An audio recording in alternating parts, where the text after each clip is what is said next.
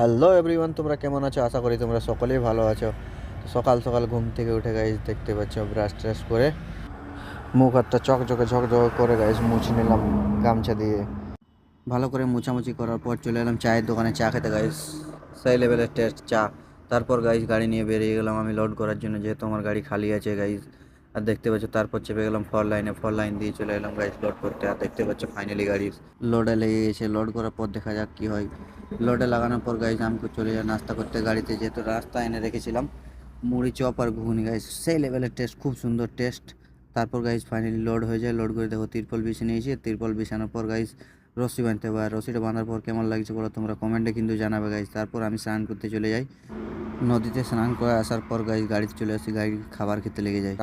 আজকে রান্না গাড়িতে করিনি, যেহেতু হোটেল থেকে নিয়ে এসেছিলাম। হোটেল থেকে এনেছি আলু চোখা, ডাল ভাত, সাথে আছে আলুর মশলা, আলু পোস্ত আর ডিম। এতটাই গাইস।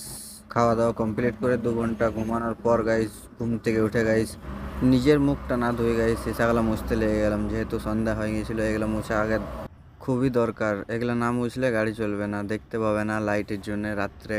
তারপর নিজের মুখটাও ধুতে লেগে গেলাম, যেহেতু অনেকটাই লেট হয়ে গিয়েছিলো। নিজের মুখটা ধোয়া প্রয়োজন গাইস। নিজের মুখটা না ধুলে ভালো লাগবে না, ফ্রেশ ফ্রেশ মনে হবে না। তার জন্য নিজের মুখটা ধুতে লেগে গেলাম। তো ফাইনালি গাইস আমার চালান চলে এসেছে, এবার আমরা বেরোবো।